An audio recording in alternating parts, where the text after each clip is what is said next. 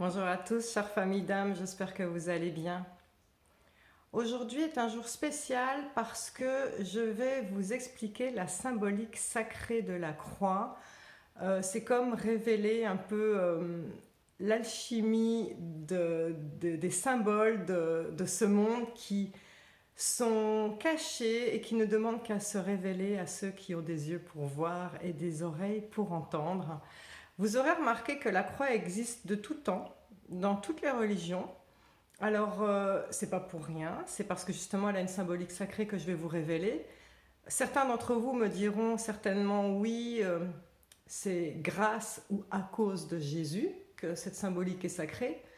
Oui, mais pas que, puisque si vous regardez bien, avant Jésus, il y avait déjà d'autres croix. Il y a notamment la croix de vie, le ankh égyptien, mais d'autres croix ailleurs.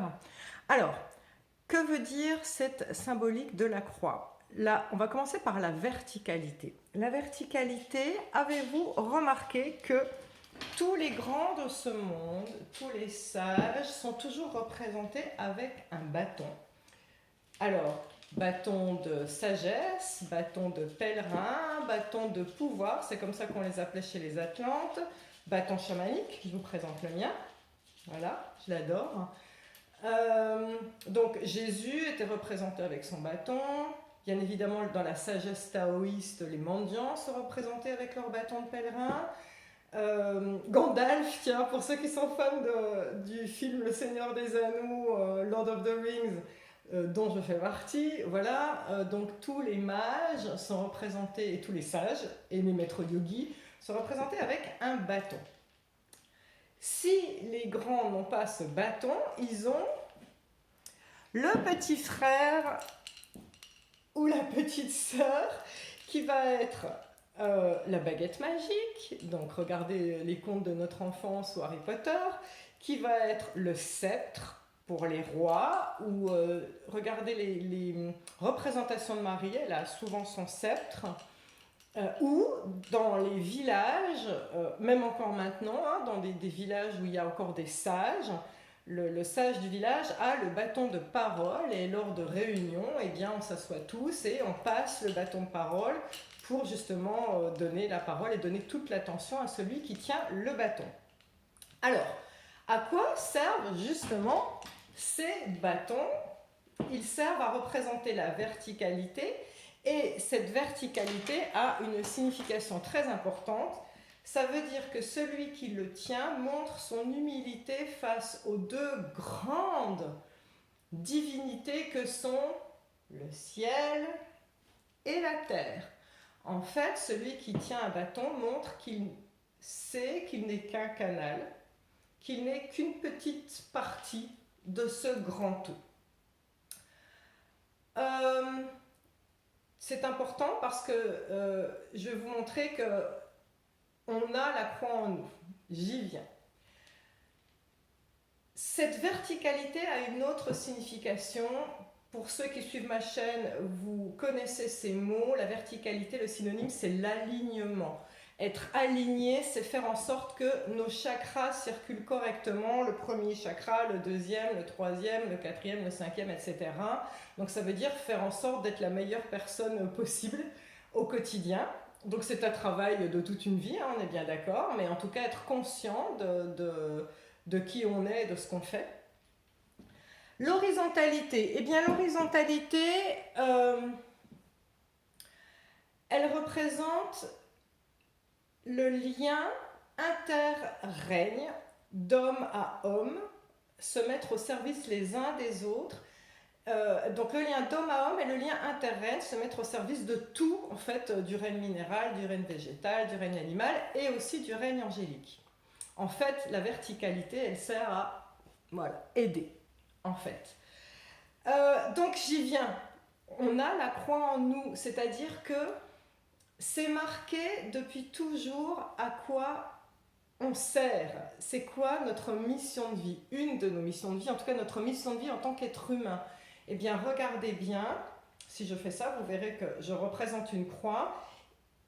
Par rapport au centre, il y a bien 3 chakras en dessous, le chakra du plexus solaire, le chakra sacré, le chakra racine, Et il y a 3 chakras au-dessus du chakra du cœur, qui est le chakra central, le chakra de la gorge, le troisième œil et le chakra coronal. Donc on est vraiment bien dans une croix centrée.